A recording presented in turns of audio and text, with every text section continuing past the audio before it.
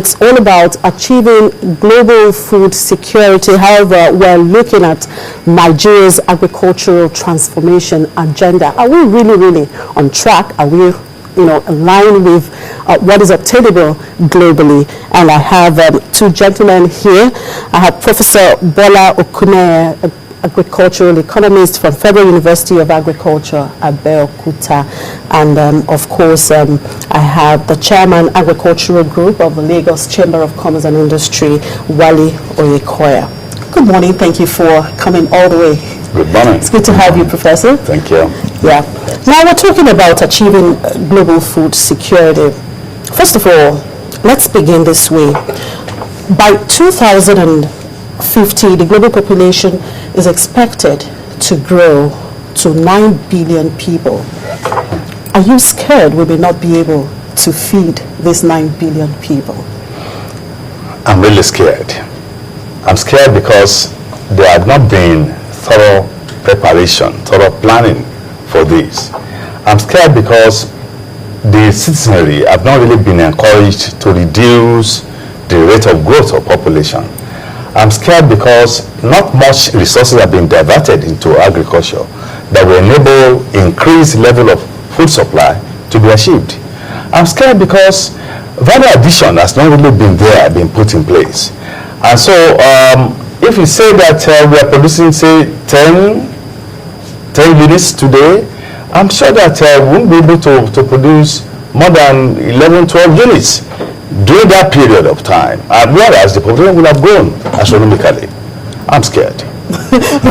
Wale, do you have anything to add to that? Are you also scared? I'm very scared with the way of the kind of budget that we are giving to the agricultural sectors. It is a doable something that we can do, but with the kind of budget where we are having a whole lot of recurrent expenditures, to me it's very scary, and this is going to lead to massive importation of foods, and that is what we don't need right now. We don't need to be improving another country's economy. Well, that's talking back home now. Yes. We're trying to look at it globally right now. So you are scared that, looking at it globally, you think the economies of the world are not really doing enough towards, of course, achieving this food security? Yes, in the sense that most of the countries belonging to the developing economies, they are not really moving forward in terms of increased level of production. The technology is not really improving.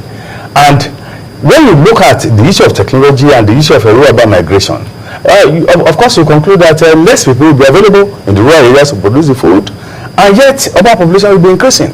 And if there is no increased level of technology being put in place, either in the production, increasing the yield, or in the processing, increasing the level of output per input put in place, then you cannot really achieve such high level of demand that will come up, given the population increase. I think another problem we are having is this climate change that was really discussed at the Davos discussion in Switzerland, and that is why they are calling leaders that with this climate change that is affecting our crops and the soil, we have to move something. That point was actually recognized in that discussion, rethinking global food security. Right. As a matter of fact, they recognized the fact that there are some challenges, of which the climate change is part of it. So looking at these environmental challenges, the issue is, okay, how do we surmount this problem and still achieve this food security, irrespective of some of these challenges? We have we have found out. Now, of course, you talked about population. Yes. That also, if we have to find a way to reduce poverty, and we have to manage our population. Now, let's look at it back home. Nigeria has its agricultural transformation agenda, and it's really been talked. The minister has really talked so much about it, and incidentally, he happens to be one of the speakers of this the program. Yes, where he also aired his views and told the other participants what Nigeria has been doing, towards ensuring food security, at least in our own, country. But then let's look at this transformation agenda. Talking from an observer's perspective, do you think we are on the right path? Well, theoretically we are, saying that, oh, we will do this, we will do this, we will do that, but we've not really been able to back it up with funds, with programs, with projects. If you look at the current budget now, it's between 1.5 1.7% to agriculture. The Maputo declaration of many years ago said it should be 10%.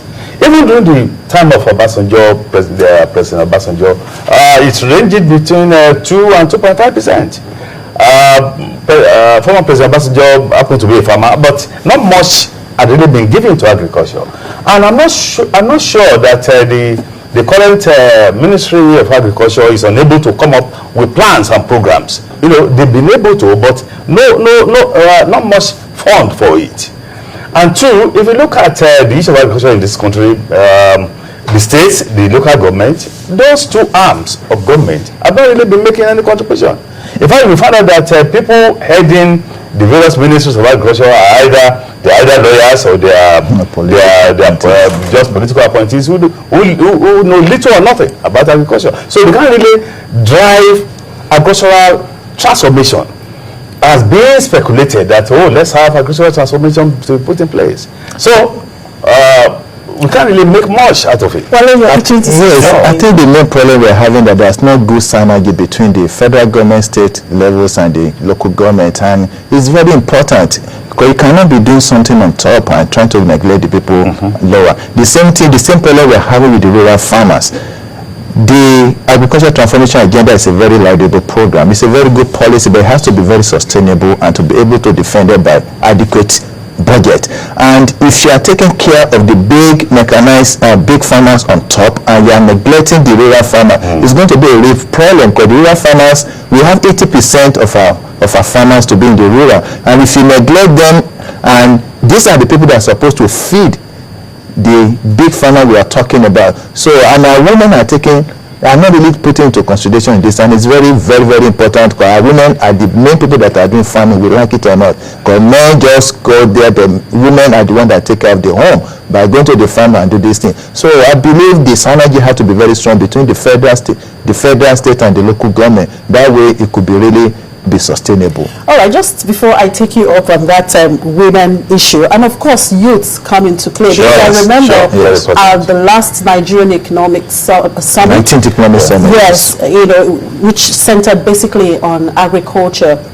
I remember the president launching what he called Nagrapreneur. Yeah, right. And I know that this present administration is so passionate about having the women involved in some of that. Most of these women who are doing agriculture were there to speak up. Just before we talk about that, now part of the suggestions, and which was of course part of the things that was discussed at the Nigerian Economic Summit last year, and the minister also talked about it at the summit in Davos, is making agriculture a business. Sure. Yeah. So what's your take on that? Are we really gearing towards that? I think we are really getting to it if the normal thing is being done. And what I mean by normal thing, that when you bring a policy, it has to be able to be sustainable. And we have to take agriculture as a business, not like a hobby the way we've been doing before. And that is why most of our government officials, they are not really to them they believe that agriculture is supposed to be for the rural people. And this is really affecting. This is why we need to go mechanize. If we really want to take it as a business, we need to mechanize our farming, not the present stage of farming that we have now. Actually, with the population, as Professor have said, our population is really exploding. You can imagine the increasing of 10% every year. By the year 2020, trust me, probably be about 320 million people in Nigeria, and that is very scary because we are not really taking care of future right now. Yeah, Professor, you have something to say? Yes. In the first place, there has been not much development in terms of linkages between research, the extension, and the farmers. And I was surprised when a gentleman at the National Assembly was saying that, oh, Nigeria wants to spend about 600 billion on research and development. Like, wow, what do you want to go nuclear? You know, you'll be surprised that even in the US, about $1 billion are being spent on just grain research alone. Yes. Talk less of so many other areas of agriculture. So not much has really been put in place in terms of developing research work Is it technology? Is it tractorization? Is it processing in agriculture? So we need to really put in more money and to ensure that the various findings get to the farmers. That's when the farmers will know that no, it's not just going to the farm alone and doing one work or the other, but making it a business.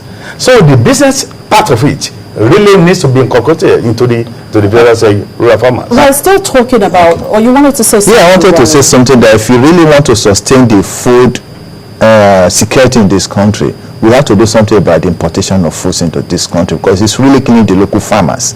It's a whole lot that needs to be done. We're going to come to that when we're talking about the various government policies. Okay. Yes. But still talking about making agriculture a business. Of course, private sector participation is really, really important. And for private sector to really participate in agriculture, first we have to identify those investment potentials in agriculture. Yeah, can you talk about that? Yes. Firstly, the government needs to come up with good policies that will encourage the private sector to invest their money into it. If policies continue to change and they are not backed up, the private sector may not be able to take it up. But there's no doubt about it that if you look at the fish subsector, it's highly profitable. Particularly if you have some aquaculture programs in place. If you look at even the production of grains, highly profitable. But the incentives need to be there. It's not that as a farmer we need to have a generator, we need to have security, we need to have a bowl. You know, all those are increasing the cost of production and therefore not making it to be profitable. So what should be done therefore is to encourage the private sector. Some policies need to be put in place and actualized in terms of infrastructure development. And funding is very important.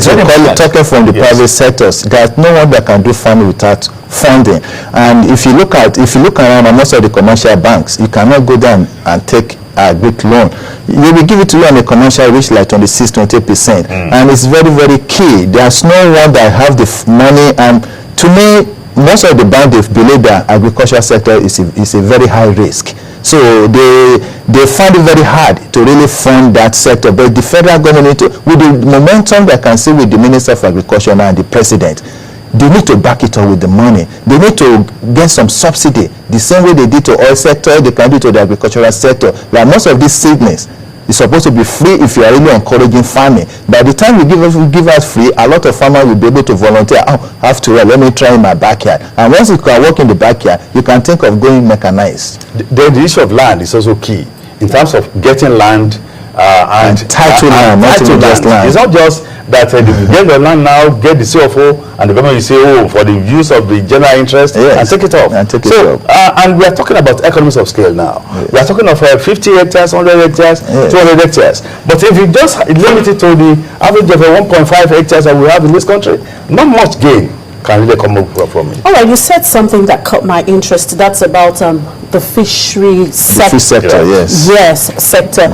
And I know that a lot of noise has been made about perhaps what the minister may have said, but I know he made a clarification on that, saying he's not saying that they're going to ban fish, that's right. You know, but they're going to curtail, you know, how much people flood. They have started already. It's for about 4 segments they are trying to do it. Right now, this year, they are trying to reduce by 1/4.